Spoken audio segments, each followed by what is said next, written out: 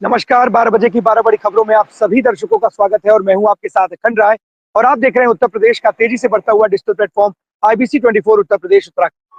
12 बजे की 12 बड़ी खबरें आपको बताते हैं, लेकिन उससे पहले कुछ महत्वपूर्ण खबरें आपको बता दें।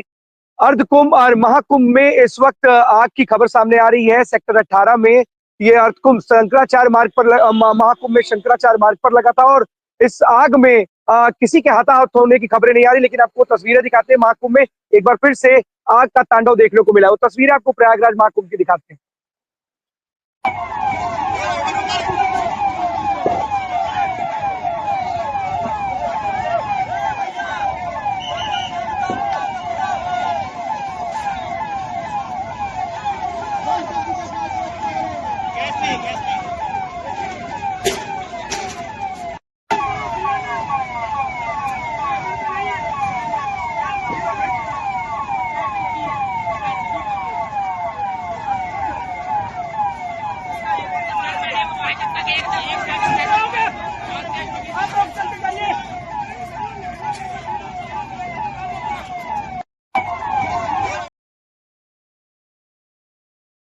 सेक्टर 18 में शंकराचार्य मार्ग पर ये जो आग लगी है, वहां आग लगी थी और शॉर्ट सर्किट की वजह से ये आग लगने की बात सामने आ रही है। आपको बता दें, दमकल की कई गाड़ियां मौके पर पहुंची और उन्होंने इस आग पर काबू पा लिया है। किसी के भी हताहत होने की खबरें सामने नहीं आ रही है। आपको तो लगातार इस तरीके से आग की तीसरी घटना है जिसके बाद एक बार फिर से लगातार कहीं ना कहीं एक बात ये मानी जा रही थी कि महाकुंभ में जो आग है की घटना है वो लगातार बढ़ती जा रही है। इस बार फिर से आग लगी और लेकिन किसी के भी हताहत होने की खबर वहां पर नहीं आ रही है, क्योंकि पंडाल जिस तरीके से शंकराचार्य मार्ग पर ये जो स्थित था सेक्टर 18 में, वहां पर ये आग लगी थी और इस तरीके की ये आग जो है विकराल रूप लेती उससे पहले ही दमकल की गाड़ियों ने इस आग पर काबू पा लिया है। आपको बता दें कि लगातार समाजवादी पार्टी जो है वो चुनाव आयोग पर सवाल खड़े कर रही है और चुनाव आयोग को लेकर के उसने एक सफेद कपड़े की बात भी कल कफन की बात की थी समाजवादी पार्टी के मुखिया अखिलेश यादव ने। अब उसको लेकर के बयानबाजी तेज हो गई है। क्या कुछ हो रहा है उनके इस बयान के बाद आपको सुनाते हैं। मैं सीधा पार्लियामेंट आ गया हूं। अगर मेरे पे कहीं सफेद कपड़ा मिल गया होता तो क्योंकि इलेक्शन कमीशन मर गया, मैं सफेद कपड़ा उन पे पहना देता। आप सोचिए, अधिकारी जाति देख करके पोस्ट हुए। अभी कुछ दिन पहले लोकसभा में भारतीय जनता पार्टी के लिए कह रहे थे कि कुछ लोग जाति जाति करते हैं। भारतीय जनता पार्टी ने जाति के आधार पर पोस्ट किया है। वहां के एसएसपी को लगातार निर्देश मिल रहे थे, लगातार निर्देश दिए जा रहे थे लखनऊ से। अखिलेश यादव को सुन रहे थे और लगातार जब से चुनाव का मिल्कीपुर में चुनाव हुआ उसके बाद से लगातार जो समाजवादी पार्टी के मुखिया अखिलेश यादव है उनके निशाने पर चुनाव आयोग है और इनको लेकर के कल भी उन्होंने एक बयान दिया था। उसके बाद एक पूरा समाजवादी पार्टी के अखिलेश यादव के साथ तमाम नेता थे और एक सफेद कपड़ा उस पर लिखा हुआ था चुनाव आयोग कफन। और सबसे बड़ी बात है कि इसको लेकर के पोस्टर वार भी अब लगातार लखनऊ में देखने को मिल रहा है और चुनाव आयोग को इन्होंने कहा कि भारतीय जनता पार्टी के इशारे पर काम कर रहा है और इसको चुनाव आयोग को एक सफेद कपड़ा भेंट किया जाए।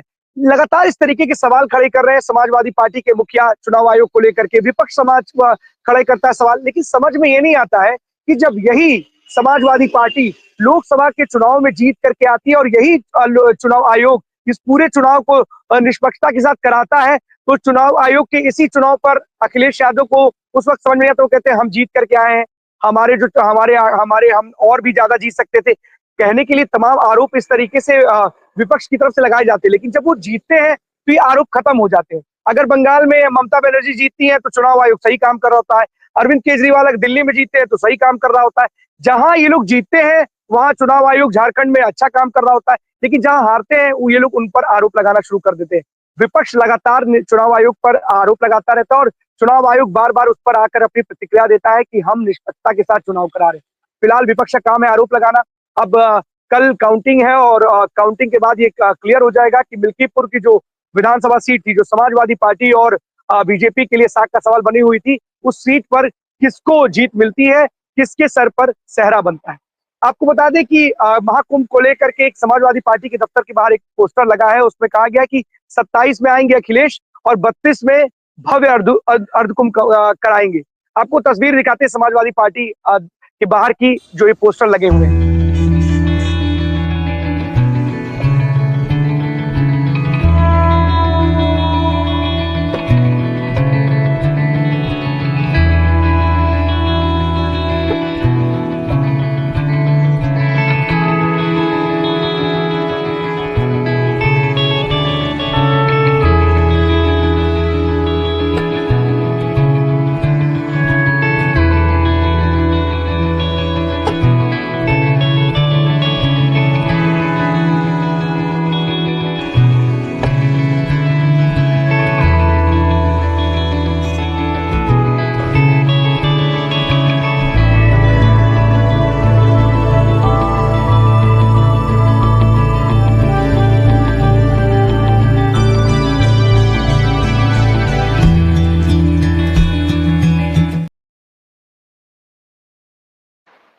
ये तस्वीर बाहर की, जहां पर इस पोस्टर पे साफ साफ देखा जा सकता है कि 27 में आएंगे अखिलेश, 32 में भव्य अर्ध कुंभ कराएंगे। कुंभ को लेकर के लगातार सवाल खड़े करते रहे हैं विपक्ष के जो मुखिया है, समाजवादी पार्टी के मुखिया, और उनकी वहां की तैयारियों को लेकर भी सवाल खड़े करते रहे। अब इनकी पार्टी के कार्यकर्ता की तरफ से पोस्टर लगाया गया है कि अगर 27 में आएंगे अखिलेश और 32 में भव्य अर्ध कुंभ कराएंगे, तो किस तरीके से लगातार एक सत्ता का केंद्र बना हुआ है महाकुंभ, और इसको लेकर के भी राजनीति तेज है। अब उनकी तरफ से भी उनके पार्टी कार्यकर्ता भी अब पोस्टर वार लगा करके इस बात का संदेश दे रहे हैं कि 27 में अखिलेश आएंगे और भव्य अर्ध कुंभ कराएंगे। तो कहीं ना कहीं कुंभ को लेकर के राजनीति तेज है, और इसी क्रम में ये पोस्टर आपने देखा। अब चलते अपने सभी सहयोगियों के पास, एक एक करके हमारे सभी साथी स्क्रीन पर जुड़ेंगे जो आज की बड़ी खबरें हैं उनके शहरों की वो हमें बताएंगे। तो सबसे पहले हमारे साथ प्रयागराज से ज्ञानेंद्र जुड़ चुके हैं। ज्ञानेंद्र, एक बार फिर से महाकुंभ में आग का तांडव देखने को मिला है, और लेकिन खबर ये आ रही है कि जो दमकल की जो अग्निशमन विभाग है उसने आग पर काबू पा लिया है। क्या है ताजा अपडेट, हमारे दर्शकों को बताइए। बिल्कुल, देखिए अखंड प्रयागराज के सेक्टर 19 में शंकराचार्य के पंडाल में आग लगी है। सेक्टर 19 और 20 बगल ही बगल है और 18 भी बगल ही है।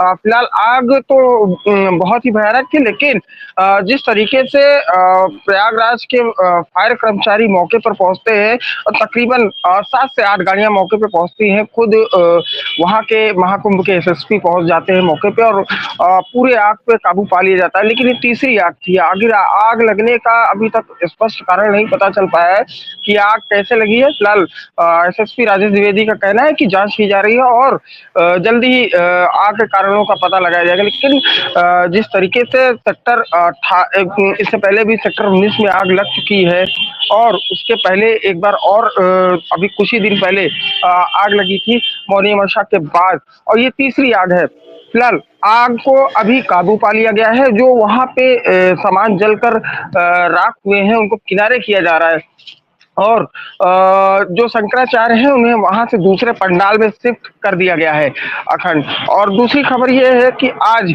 गुजरात के मुख्यमंत्री पहुंचे हुए हैं। उन्होंने अभी कुछ ही देर पहले अरैल घाट से संगम में स्नान किया है, और अब से कुछ ही देर बाद वो बड़े हनुमान जी के मंदिर पहुंचेंगे। तैयारियां पूरी हो चुकी है। मैं बड़े हनुमान जी के पास ही मौजूद हूँ, और यहाँ से कुछ ही देर में वो दर्शन करेंगे। फिर उसके बाद वो संगम पे जो है फिर जाएंगे। वहां से बोट से जो है पूरे संगम का नजारा लेंगे। फिर हेलीकॉप्टर से जो है पूरे संगम का नजारा लेंगे। सेक्टर 6 में भी जाने का प्लान बन रहा है उनका, रामभद्राचार्य साहब से मिलने के लिए, रामभद्राचार्य जी से मिलने के लिए, लेकिन अभी तक वो क्लियर नहीं हो पाया है अखंड। ज्ञानेंद्र, एक बात और भी निकल के आ रही कि जैसे ही नो व्हीकल जोन हुआ उसके बाद से जो लगातार वहां पर तादाद बढ़ती जा रही है, और कुछ पासेस को लेकर के लोगों के मन में ये ऊहापोह की स्थिति बनी हुई है कि वीवीआईपी पास वालों की वजह से जो वहां पे स्थितियां हैं वो फिर से खराब हो रही है। क्या सच्चाई है, हमारे दर्शकों को बताइए जरा ज्ञानेंद्र, क्योंकि आप वहां पर हैं और आप जमीन पर रह करके ग्राउंड रिपोर्टिंग कर रहे हैं, तो आपको उस चीज का सही अनुमान भी होगा और सही जानकारी भी आपके पास होगी कि आखिरकार जो इतनी तादाद में वहां पे श्रद्धालु पहुंच रहे हैं उनको सच में दिक्कत हो रही है क्या? वीवीआईपी प्रोटोकॉल जिस तरीके से विपक्ष लगातार सवाल खड़े कर रहा है वहां। बिल्कुल, देखिए अखंड, मैंने आपको पहले भी बताया और अब भी बताया कि जब पीएम मोदी आए थे तब भी लोगों का ये कहना था अरैल साइड के, क्योंकि मोदी इस साइड है, मात्र अगर मिनटों का उनका प्रोग्राम था। हाँ, वैसे अगर देखें तो उनका तकरीबन 1.5 से 2 घंटे का प्रोग्राम हुआ था, 1 घंटे 40 मिनट का।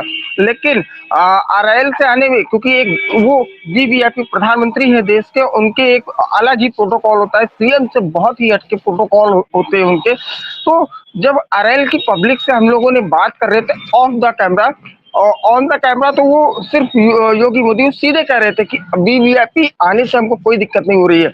और ये घाट इसीलिए बनाया गया है कि यहाँ पे जो मेन संगम है, हम लोग तो इसलिए आ गए कि RIL घाट थोड़ा सा और सुंदर बना हुआ है उसको देखने के लिए, लेकिन उससे भी भव्य नजारा तो उस साइड पे है जिस साइड संगम है। तो उनका साफ तौर पे कहना है हमें कोई दिक्कतें नहीं हो रही हैं, वीवीआईपी प्रोटोकॉल से हमें आज तक कोई दिक्कत। नो व्हीकल जोन अभी कंटिन्यू रहेगा 12 तारीख तक, क्योंकि भीड़ लगातार बढ़ती चली आ रही है। मुख्यमंत्री योगी आदित्यनाथ का जो कहना था, जो नारा था, 45 करोड़ 40 करोड़ का आंकड़ा वो पार कर चुके हैं। सोचिए, मात्र कम ही दिनों के अंदर अभी अभी तो 26 तारीख तक स्नान है, शिवरात्रि है 26 तारीख को। अभी सोचिए, ये आंकड़ा मैंने आपसे कल भी कहा था कि 50 करोड़ के पार भी जा सकता है। और ये सही है कि वीवीआईपी मूवमेंट्स ये 3 तारीख के बाद से प्रोटोकॉल्स बढ़े हैं, दूर यात्रियों को थोड़ा सा दिक्कत हो रही है, लेकिन उनको उनको दिक्कतों में कोई भी परेशानी नहीं हो रही। उनका कहना है कि अगर बड़े हनुमान जी के पास हमको रोका जाता है तो हम लोग अन्य जगह घूमने चले जाते हैं, इतनी सारी जगह है घूमने के लिए, हम लोग वहां चले जाते हैं, हमको कोई दिक्कत का सामना नहीं करना पड़ रहा है। और जिस तरीके से अब लगातार मुख्यमंत्री, राज्यपाल और जजेस का आना शुरू हो रहा है अन्य स्टेटों के, तो प्रोटोकॉल्स बहुत ज्यादा बढ़ गए हैं, पुलिस के लिए चुनौतियां बहुत ज्यादा बढ़ गई। कल मणिपुर के मुख्यमंत्री थे, और आपको बात करें तो हरियाणा के मुख्यमंत्री थे, इनकी पूरी की पूरी कैबिनेट थी। आज गुजरात के मुख्यमंत्री हैं, उनके पूरे कैबिनेट्स हैं। और कल राजस्थान के मुख्यमंत्री हैं, उनकी पूरी कैबिनेट्स है। सोचिए, अब ऐसे लगातार सुनाई दे रहा है कि 10 तारीख को अभी प्रोटोकॉल्स ऐसे आए नहीं है, लेकिन राष्ट्रपति का प्रोटोकॉल्स जल्दी आने वाला है, 10 तारीख को राष्ट्रपति आने वाले हैं। वो भी एक बड़ी चुनौती, पुलिस इन चुनौतियों को अब अच्छे से हैंडल कर ले रही है। और राजेश द्विवेदी से मेरी बात हो रही थी, उन्होंने कहा कि ऐसे प्रोटोकॉल्स को हैंडल करना बहुत ही आसान नहीं होता है। हर एक चुनौतियों को, हर एक मूवमेंट्स को फेस करना बहुत ही आसान नहीं होता। हम लोग तकरीबन 34 घंटे 48 घंटे काम कर रहे हैं, और जब शाही स्नान थे तो हम लोगों के 3 दिन सोना नहीं हो जाता था। तो सोचिए, अखंड आप खुद सोच सकते हैं पुलिस प्रशासन के लिए, और जो इस टाइम के SSP हैं वहाँ के, DIG हैं वहाँ के, वैभव कृष्ण, वो खुद इन चुनौतियों का कैसा सामना करना पड़ रहा है। और श्रद्धालुओं को भी देखना है, आपको जो है वीवीआईपीओ को भी देखना है, हर एक व्यक्ति को देखना, नो व्हीकल्स जोन को भी देखना है कि नो व्हीकल्स जोन में कोई गाड़ियां ना आ जाए। वीआईपी के आगे अगर काफिला चल रहा है, श्रद्धालुओं को भी वहां से नहीं रोकना। अगर वो श्रद्धालु जा रहे तो वीआईपी भी हमारी मूवमेंट्स होती रही, कोई रोड्स ब्लॉक नहीं कर रहे हैं। यही चीज पीएम मोदी में भी देखा गया। जब पीएम मोदी वहां पहुंचे थे RIL, तो उनके लिए वो 2 लेन सड़क थी, एक लेन को सिर्फ मोदी जी के लिए जाने के लिए था, और दूसरे पे श्रद्धालु, क्योंकि वही हर एक चीज को, चुनौतियों को फेस करना पड़ता, हर एक शख्स को फेस करना पड़ता है। साफ तौर पे वो कह रहे थे कि काफी कैमरे भी हम लोगों ने इंस्टॉल और ज्यादा करा दिए हैं। तो ऐसे भी वीआईपी मूवमेंट्स में श्रद्धालु को फिलहाल कोई दिक्कतें नहीं हो रही। दिक्कतों का सामना अगर किसी को फेस करना पड़ता है तो वहां के प्रशासन को और पुलिस को। अखंड ज्ञानेंद्र, बिल्कुल सही बात है, और इसीलिए क्योंकि IBC हमारा काम है सच को दिखाना। हम किसी भी ऐसी चीज को नहीं दिखाते हैं जो केवल और केवल कहते हैं कि कहीं ना कहीं लोगों के मन में र्यूमर क्रिएट करने का काम करे, क्योंकि कई ऐसी न्यूज, ऐसी खबरें दिखाई जाती हैं, क्योंकि सबसे आसान काम होता है किसी को भी टारगेट कर लेना और कुछ कमियां दिखा देना। क्योंकि इतना बड़ा प्रशासनिक अमला और तमाम जो आला अधिकारी है, जिस तरीके से आपने बताया कि दिन रात मेहनत कर रहे हैं, तो हर पहलुओं पर वो ध्यान दे रहे हैं। लगातार इस तरीके की घटनाएं होती है तो उससे भी बचने का प्रयास करते हैं, लोगों को बचाने का प्रयास करते हैं। लेकिन अगर कुछ लोग उसमें एक्टिव है और कुछ लोग इंतजार कर रहे हैं कि कोई घटना घट जाए और कोई छोटी सी कमी दिख जाए, उसको आसानी से हम कहीं ना कहीं की पॉपुलैरिटी के लिए उस खबर को चला दें, तो ऐसे लोगों को भी कम से कम उन लोगों के प्रति कुछ ना कुछ संवेदना जरूर दिखानी चाहिए कि जो लोग दिन रात मेहनत कर रहे हैं, अगर आपकी एक छोटी खबर अपने आप को पॉपुलर करने के लिए अगर आप इस तरीके से भ्रामक खबरों को फैलाएंगे और उन तमाम जो मेहनत का जो वहां पर प्रशासन के लोग हैं उनके आप पूरी मेहनत पर पानी फेरने का काम करेंगे। इसीलिए बार बार लगातार उन तमाम लोगों से निवेदन है कि अगर आपके परिवार के भी कोई सदस्य उस जगह पे अगर ड्यूटी में होते और जिम्मेदारी का निर्वहन कर रहे होते तो क्या आप इस तरीके से अपनी लोगों के बारे में दिखाते कि कितनी मेहनत का काम है, कितनी करोड़ की जनता को मैनेज करना, उनको पूरी व्यवस्था के साथ आगे लेकर के जाना शायद ये आसानी का कार्य नहीं। और ज्ञानेंद्र बखूबी आपने इस चीज को बताया है और सच्चाई की आपने दिखाने का काम किया है कि तमाम ऐसी तस्वीरें लोग इस वक्त वायरल कर रहे हैं और बता रहे हैं कि प्रशासन जो है वो व्यवस्था नहीं कर पा रहा है, वो व्यवस्था वहां पर है। तमाम ऐसी खबरें दिखाई जा रही है, लेकिन जिस तरीके से वहां पर हमारे जवान, सुरक्षा कर्मी, तमाम जो प्रशासनिक अमला वहां लगा हुआ है, उसका एक टारगेट है कि किसी भी प्रकार से जो श्रद्धालु वहां पर आए उनको दिक्कत ना हो।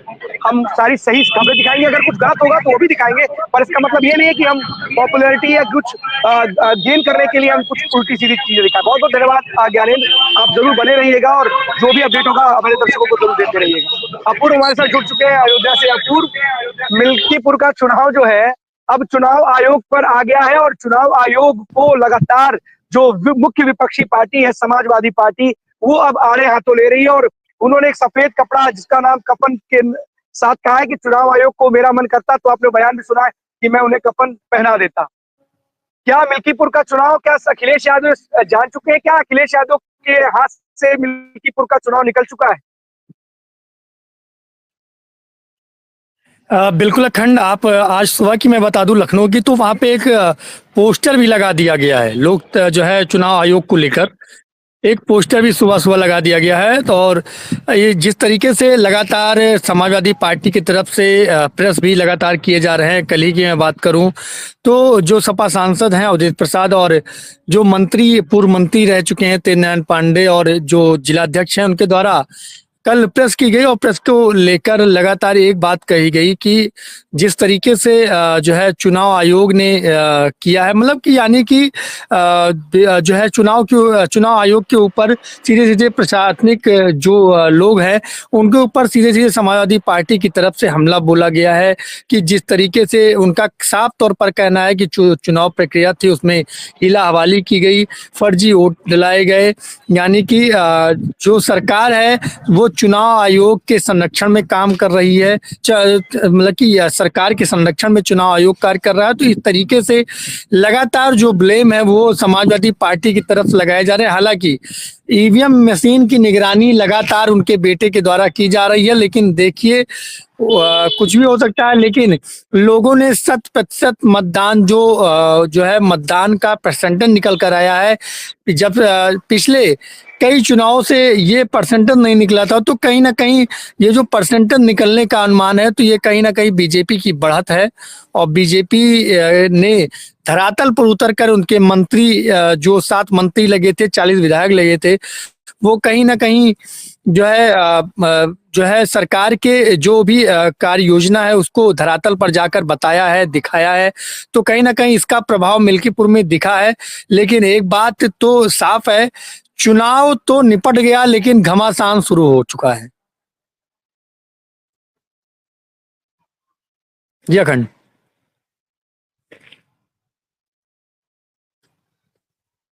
हेलो, मेरी आवाज आ रही है? जी अखंड,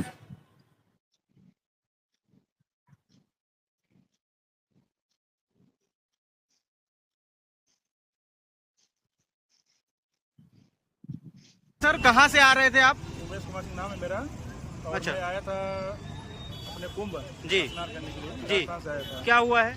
गाड़ी मेरी लाल बत्ती के पास खड़ी थी और ट्रक वाला निकला और जो साइड में रगड़ता हुआ ठीक है। निकल गया। और बात हुई ट्रक वाले से तो क्या बोल रहे हैं ये? ट्रक वाले से बात हुई तो उन्होंने बोला मालिक आ रहे हैं। ओके फिर मालिक से इसने बात कराया तो मालिक बोले कि 1000-2000 में यदि निपटा लो। ओके। मैंने बोला कितना नुकसान हुआ होगा आपकी गाड़ी का? करीब मैंने इसमें 50 से 60 हजार का नुकसान है इस गाड़ी में।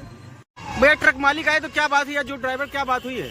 ड्राइवर ने मालिक से बात कराया। मालिक बोला कि 2000 रुपये ले लो, हाँ, जो भी है हाँ। निपटारा कर दो। और क्या कह रहे हैं? और ये लोकल है यहाँ के जो ड्राइवर हैं वो धमकियाँ दे रहे हैं। अच्छा, हाँ, क्या धमकी दे रहे कि हैं? समझौता कर लो, ये कर लो, नुकसान हो जाएगा तुम्हारा। अच्छा, आप कहाँ से आ रहे थे? मैं आ रहा था कुंभ से स्नान करके। अच्छा, और फैमिली मेरे साथ थी।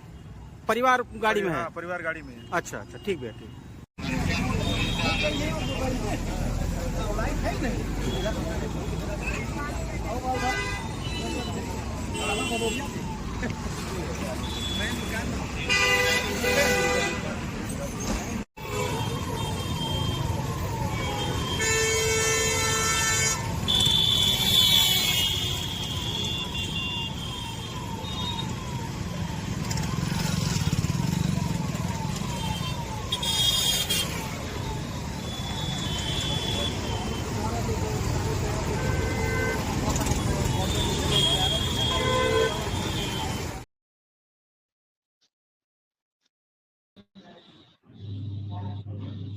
जुड़े हुए हैं। इंद्रवीर, क्या है पूरा मामला, जरा ये बताइए हमारे दर्शकों को।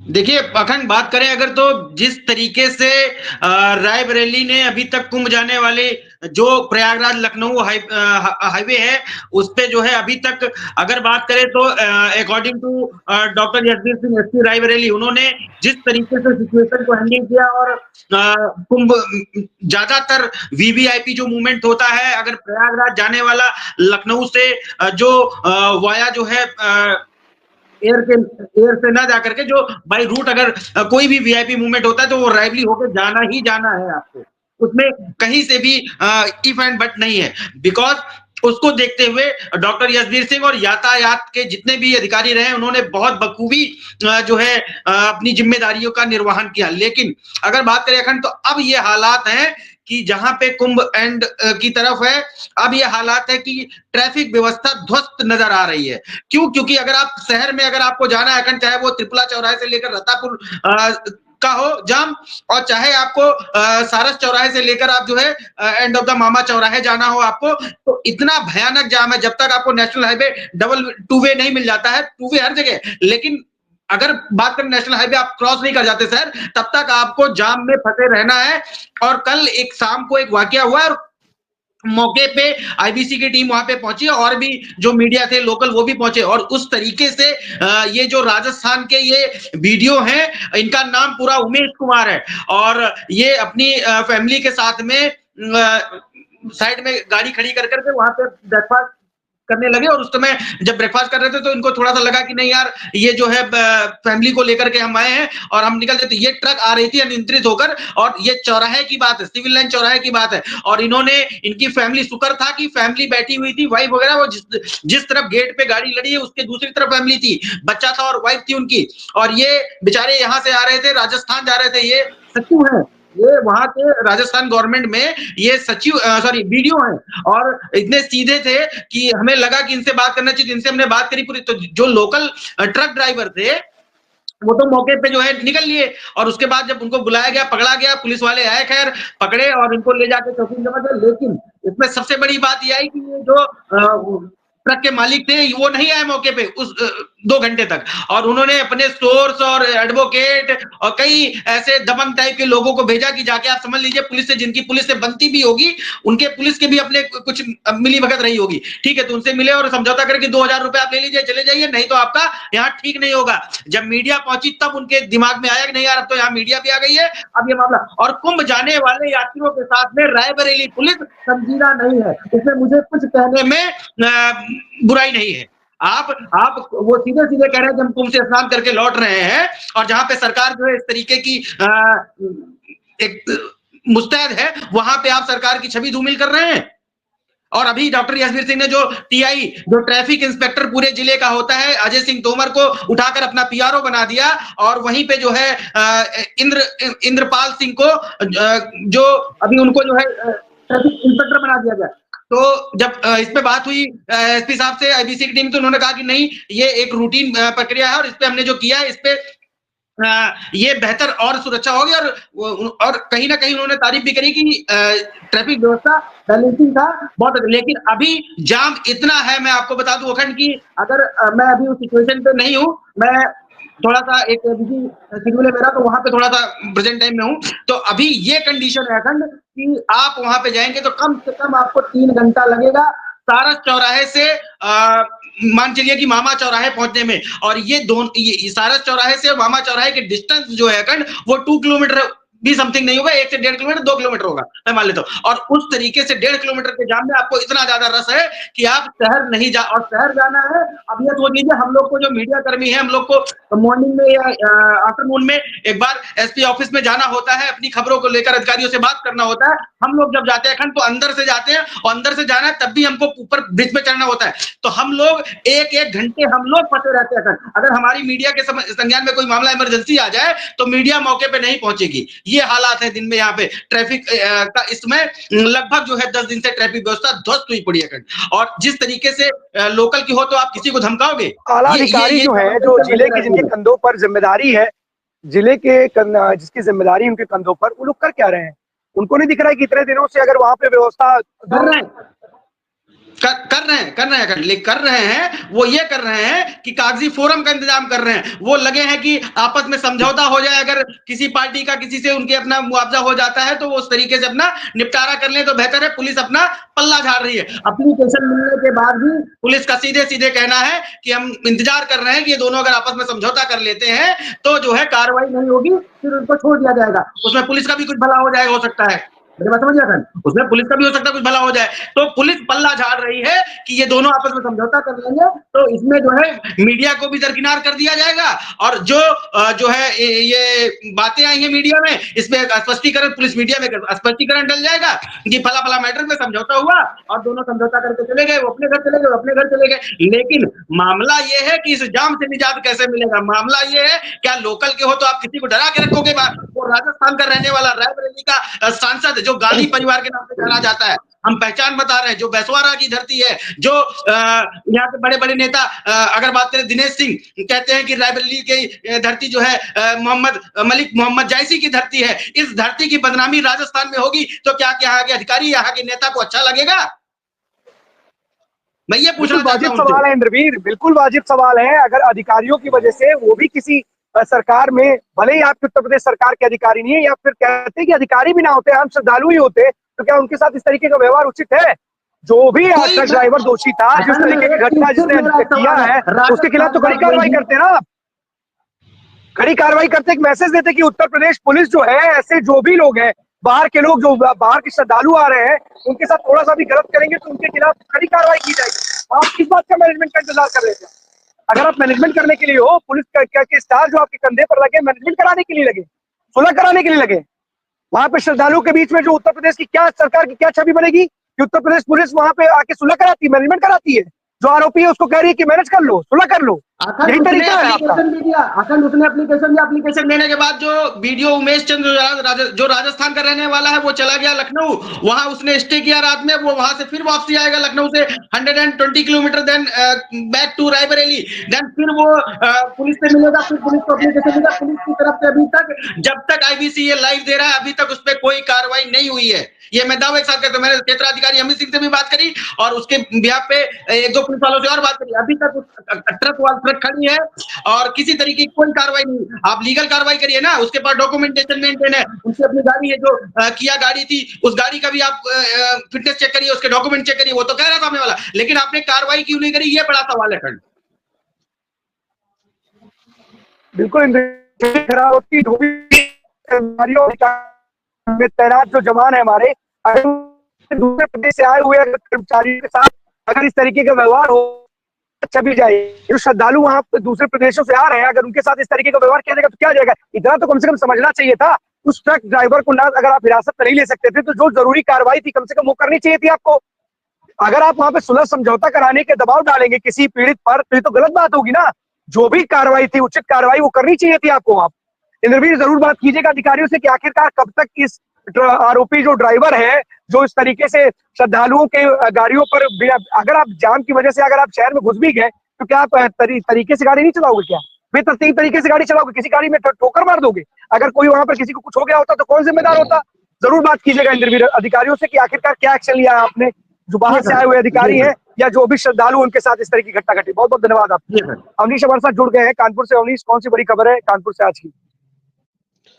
अखंड दो खबरें हैं, दो बड़ी खबरें हैं। एक तो यहाँ पर पूर्व राष्ट्रपति रामनाथ कोविंद यहाँ पर 2 दिवसीय दौरे पर हैं। कल उनका आगमन यहाँ पर हो गया था। इसके बाद में वो रात में एक निजी कार्यक्रम में शिरकत करने गए थे। उसके बाद में आज एक आई हॉस्पिटल है, वहां पर जाकर के उनका एक कार्यक्रम निश्चित किया गया है, जहां पर वो आई हॉस्पिटल में जाएंगे, वहां की व्यवस्थाओं को देखेंगे। उसके बाद में आज ही वो वहां से रवाना हो जाएंगे। उसके बाद में जो सबसे बड़ी खबर है, क्योंकि अभी आम बजट जो आया था उसको लेकर के एक खबर जो आ रही है कि जो वित्त मंत्री निर्मला सीतारमण है वो 18 तारीख को कानपुर में जो यहाँ के जितने भी उद्यमी हैं, जो आम नागरिक हैं, उन सबसे यहाँ पर बात करेंगी। और मेन उनका जो बात करने का जो मेन उद्देश्य है वो जो टैक्स स्लैब में जो बदलाव हुआ है उसको लेकर के वो बात करने वाली हैं। और इसको लेकर के जो भी जितने भी यहाँ पर इनकम टैक्स के अधिकारी हैं उनको लेकर के एक जो खाका है वो तैयार कर लिया गया। 18 तारीख को यहाँ पर एचबीटीयू में उनका आगमन होगा और कानपुर ही नहीं पूरे प्रदेश से जो भी लोग हैं वो यहाँ पर शामिल होने आएंगे। बड़े बड़े उद्यमी शामिल होंगे, आम नागरिक और जितने भी समाज के लोग हैं, ऐसे लोग हैं जिनकी कहीं ना कहीं कोई साख यहाँ पर है, उसको उन सभी को यहाँ पर न्योता दिया जाएगा। और ये जो जिम्मेदारी है वो इनकम टैक्स के जो बार एसोसिएशन होता है उसको दी गई है कि वो इस कार्यक्रम को भव्य बनाएंगे। और जितने भी आम नागरिक हैं या जो भी ऐसे लोग हैं जो इस बजट पर अपनी बात को रख पाएंगे, जो अपनी चीजों को बता पाएंगे, ऐसे उद्यमी है, क्योंकि कानपुर उद्यमियों का शहर माना जाता है। यहाँ पे लगातार उद्यमी रहते हैं। हालांकि अभी जीएसटी जो एसजीएसटी के कारण यहाँ से कुछ मसाला व्यापारी यहाँ से पलायन जरूर कर गए हैं, लेकिन क्योंकि उद्यमियों का शहर माना जाता है तो जो निर्मला सीतारमण है उन्होंने 4 शहरों को, देश के 4 शहरों को चुना है, जिसमें से एक शहर कानपुर है। और 18 तारीख को यहाँ पर उनका आगमन होगा और जितने भी प्रदेश के जो बड़े उद्यमी हैं वो भी उनका भी यहाँ पर कहीं ना कहीं आगमन होगा और वो इस विषय पर एक टैक्स स्लैब को लेकर के जो बात है उस पर की जाएगी। खंड अवनीश, आपने एक बड़ी महत्वपूर्ण जानकारी दी और यही मेरा सवाल भी था कि कुछ उद्यमी जो कानपुर छोड़ करके जा रहे हैं किसी एक विभाग की वजह से, पर्टिकुलर विभाग एसजीएसटी की वजह से, कई बात निकल करके सामने आ रही कि ये लोग चोरी कर रहे थे जीएसटी की। इसके बाद जब जीएसटी विभाग ने यहाँ के प्रदेश के इसने जब अपनी कमर कसी और इनके ऊपर निगरानी कर दी तो अब इन लोगों को लगने लगा कि यहाँ पर रहना और काम करना इतना आसान नहीं है, हम अच्छा खासा मुनाफा नहीं कमा पाएंगे। लेकिन ये आरोप है एसजीएसटी की तरफ से, क्योंकि जिसकी वजह से यही आरोप लगा करके ये कानपुर छोड़ करके जा रहे हैं। सच्चाई क्या है, जरा हमारे दर्शकों को बताइएगा अवनीश, कि आखिरकार वजह क्या है कि अगर जो व्यापारी हैं ये कानपुर छोड़कर जाने को मजबूर है, ये आरोप एसजीएसटी डिपार्टमेंट पे लगा रहे हैं कि हमें एसजीएसटी डिपार्टमेंट ठीक से काम करने नहीं दे रहा है। इनके आरोपों में सच्चाई है या एसजीएसटी डिपार्टमेंट जिस तरीके से कमर कस ली थी और कर चोरी जिस तरीके से सामने आ रही थी और निगरानी जो इनके ऊपर बढ़ा दी थी, क्या वजह वही है? बिल्कुल अखंड, देखिए क्योंकि यहाँ पर मसाला व्यापार काफी तेजी में यहाँ पर चलता है। 2 व्यापार यहाँ पर काफी जो फेमस है, तो चमड़ा उद्योग और कहीं ना कहीं मसाला जो व्यापारी हैं वो यहाँ पर काफी हद तक यहाँ पे काम कर रहे हैं। और एक अगर कहा जाए तो यहीं से ही मसाले का जो भी व्यापार है लगातार जो है देश भर में कहीं ना कहीं किया जा रहा है। तो जिसको लेकर के लगभग 1.5 महीने से 2 महीने से इस तरीके की कार्रवाई चल रही थी। जो भी एसजीएसटी के जो भी अधिकारी हैं, ये भी कहा जा रहा है, सूत्रों से भी बताया गया है कि सचिव लेवल पर कुछ ऐसे अधिकारी जो जब से पोस्ट हुए हैं, जो उन्होंने इस तरीके के जो कुछ अधिकारियों को पोस्ट किया है, जिसके बाद में मेरी कुछ लोगों से बातचीत एसजीएसटी में विभाग में भी हुई है, नाम ना बताने को लेकर के उन्होंने जो जिस तरीके की बात बताई है उसमें ये भी कहीं ना कहीं बात सामने आ रही है कि जो अभी चेंजमेंट किए गए, कुछ अधिकारियों का बदलाव भी किया गया, उसी को लेकर के कहीं ना कहीं जो है जैसे कि आप जानते हैं कि जिस तरीके से कोई भी व्यापार किया जाता है, किसी तरीके का कोई कार्य किया जाता है, तो अपने अपने संबंध लोगों से हो जाते हैं। तो कुछ जो कहीं ना कहीं कुछ कमियां हम उनकी भी कह सकते हैं, जो कंपनियां हैं अगर टैक्स चोरी कर रही होंगी या किसी तरीके का कोई डर या भय होगा, उसी तरीके से उनके ऊपर अगर कार्रवाई करने का एक डर कहीं ना कहीं होगा, तभी वो यहाँ से पलायन करने को मजबूर हो सकती है। लेकिन जो व्यापारी हैं उनका भी ये कहना है कि जिस तरीके से कार्य होता है, जिस तरीके से हमको कार्य करने की छूट मिलती है, उस तरीके से कार्य करने की व्यवस्थाएं नहीं दी जा रही हैं, जिसके कारण हम मजबूर हैं यहाँ से पलायन करने को। और आपको बता दें कि उनके पलायन से लगभग 1000 करोड़ का नुकसान कानपुर को हुआ है। और ये नुकसान जो है ये इसकी भरपाई कैसे होगी, और जब निर्मला सीतारमण यहाँ पर आएंगी तो ये जो व्यापारी यहाँ से जा रहे हैं उनसे क्या इस पर चर्चा होगी, क्या वो लोग इनसे बात करेंगे? इस तरीके के जो मामले हैं कहीं ना कहीं ये भी अभी तक सामने जो है आ रहे हैं कि वो जो व्यापारी उनको भी बुलाया जाएगा, उनसे भी बातचीत की जाएगी, क्योंकि जो नुकसान हो रहा है लगभग 1000 करोड़ का जो नुकसान हुआ है उसकी भरपाई भी करनी है और आगे चल के नुकसान बढ़े ना इसको लेकर भी कहीं ना कहीं चर्चा जरूर होगी। अखंड बिल्कुल अवनीश, कहीं ना कहीं कोई हल जरूर निकालना चाहिए। अगर प्रदेश का व्यापारी खुश नहीं है, अगर उसकी कोई समस्या है तो उस पर भी उसका भी कोई समाधान निकालिए। और अगर जीएसटी डिपार्टमेंट की भी कोई समस्या है तो मिलकर कैसे इसका समाधान किया जा सके, दोनों व्यापारी और डिपार्टमेंट विभाग बैठे और मिलकर इस पर जो भी एक सही प्रक्रिया के तहत अगर कोई एक सही कार्रवाई हो जिससे कि बल मिले और इस तरीके से व्यापारी प्रदेश और जिला छोड़ करके बाहर ना जाए। क्योंकि ना सिर्फ आर्थिक नुकसान होता है बल्कि रोजगार के भी कई अवसर इस तरीके के जो व्यापारी होते हैं वो उपलब्ध कराते हैं। अगर ये प्रदेश छोड़ करके बाहर जाएंगे और व्यापार कहीं दूसरी जगह सेटल करेंगे तो कहीं ना कहीं आर्थिक तो नुकसान होगा ही होगा प्रदेश को, बल्कि जो रोजगार में कहीं ना कहीं कटौती भी होगी। कहीं ना कहीं दोनों लोगों को मिलकर के इसका कोई सॉल्यूशन निकालना चाहिए। बहुत बहुत धन्यवाद आपका तमाम जानकारी के लिए। आदर्श हमारे साथ जुड़े हुए हरदोई से। आदर्श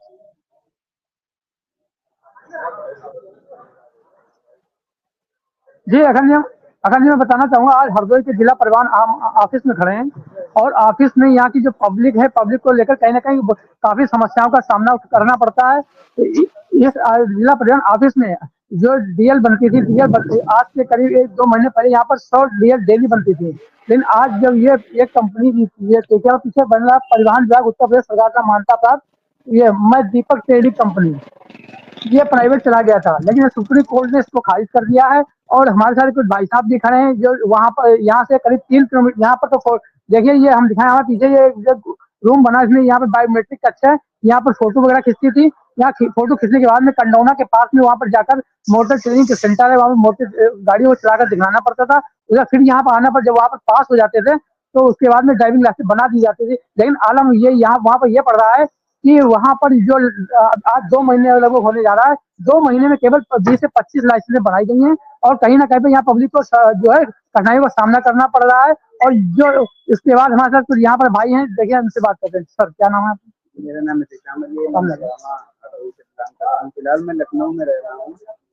मैं यहाँ पिछली हफ्ते तो बताया गया कि ये प्राइवेट जो है हो गया है, इसका जो ऑफिस है वो यहाँ से 5-6 किलोमीटर दूर है।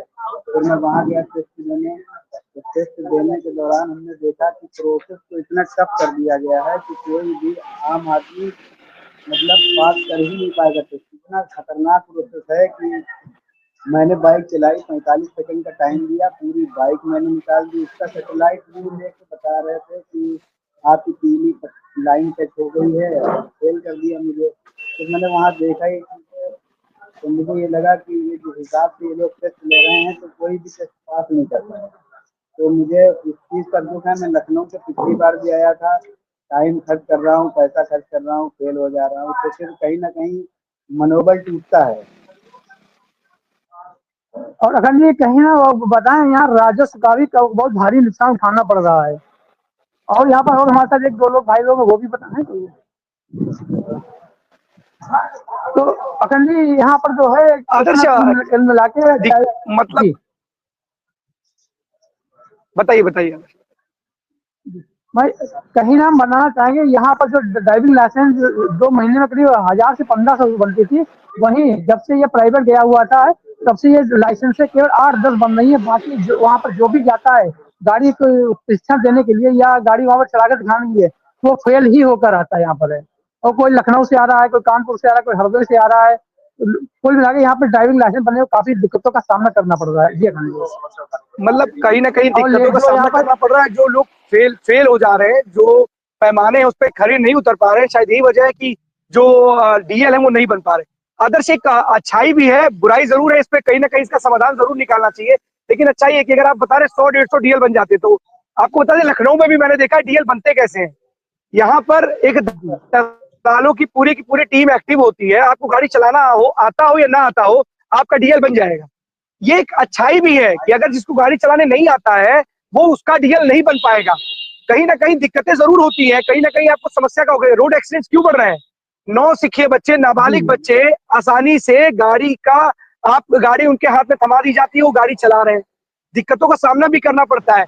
अब क्या होता है, जब ये कंपनियां आती हैं तो कंपनी के कुछ पैमाने होते हैं, उस पैमानों पर कंपनी खड़े नहीं उतर पाती है, और मतलब लोग खड़े नहीं उतरते, तो शायद कहीं ना कहीं दिक्कतें होती है। लेकिन इसका सोल्यूशन निकालना चाहिए कि अगर कुछ कमी हो, थोड़ी बहुत कहीं चूक हो जाए तो माफ करना चाहिए, उन लोगों को छोड़ देना चाहिए। लेकिन अगर इसके लिए अगर लगातार जिस तरीके से भाई साहब आपके बगल में खड़े हैं और ये बता रहे हैं कि मैं कई बार आ चुका हूँ, मेरा ड्राइविंग लाइसेंस नहीं बन पाया, तो कहीं ना कहीं बड़ी समस्या जरूर है। तो जरूर इस पर कोई ना कोई समाधान इसका निकालना चाहिए आरटीओ विभाग को, और कहीं ना कहीं थोड़ी सहूलियत देने की भी आवश्यकता है। बहुत बहुत धन्यवाद आपका इस तमाम जानकारी के लिए आदर्श। एसपी सिंह हमारे साथ जुड़ चुके हैं। एसपी सिंह, सुल्तानपुर से कौन सी बड़ी खबर है? अखंड सुल्तानपुर को पिछले 20 जनवरी को एक घटना होती है। एक नाबालिग 13 वर्षीय बच्ची के साथ जो है उसको अगवा कर लिया जाता है। 4 ऐसे अन्य सामुदायिक बच्चों द्वारा वो अगवा की जाती है। परिवार लगभग 20 जनवरी से थाना कोतवाली, एसपी कार्यालय, सीओ कार्यालय लगातार दौड़ रहा था। उसका अभी तक जो है FIR दर्ज नहीं हो पाया। कल गौरक्षा वाहिनी के प्रदेश प्रभारी और कई संगठन जब इस पर एसपी साहब के यहाँ गुहार लगाए, एप्लीकेशन परिवार को लेकर के जब एसपी साहब के सामने पेश हुए, तब जाके FIR दर्ज हुई पाई। और देखने वाली ये बात है कि इतनी दर्दनाक, इतनी मतलब 4 दिन तक उस लड़की को जो है लेकर के ये लोग कार में घूमते रहे, वही असलहे की नोक पर शहर में कहां घूमते रहे, कहां उसके साथ क्या मतलब दरिंदगी की गई। लेकिन सोचने वाली ये बात है कि 20 जनवरी तक आज 7 तारीख हो गई है, 7 फरवरी हो गई है, मतलब 6 फरवरी तक वो डर की ठोकर परिवार खाता रहा। एसपी कार्यालय, डीएम कार्यालय, सीओ कार्यालय घूमता रहा, लेकिन FIR दर्ज नहीं हो पाती। अब देखिए FIR दर्ज होता है तो उनकी गिरफ्तारी, देखिए एक सोचनीय विषय है कि गिरफ्तारी कब होती है, कब उनको पकड़ा जाता है, कब उनको कोर्ट में पेश किया जाता है। ये बहुत निंदनीय कार्य सुल्तानपुर जनपद में हुआ है।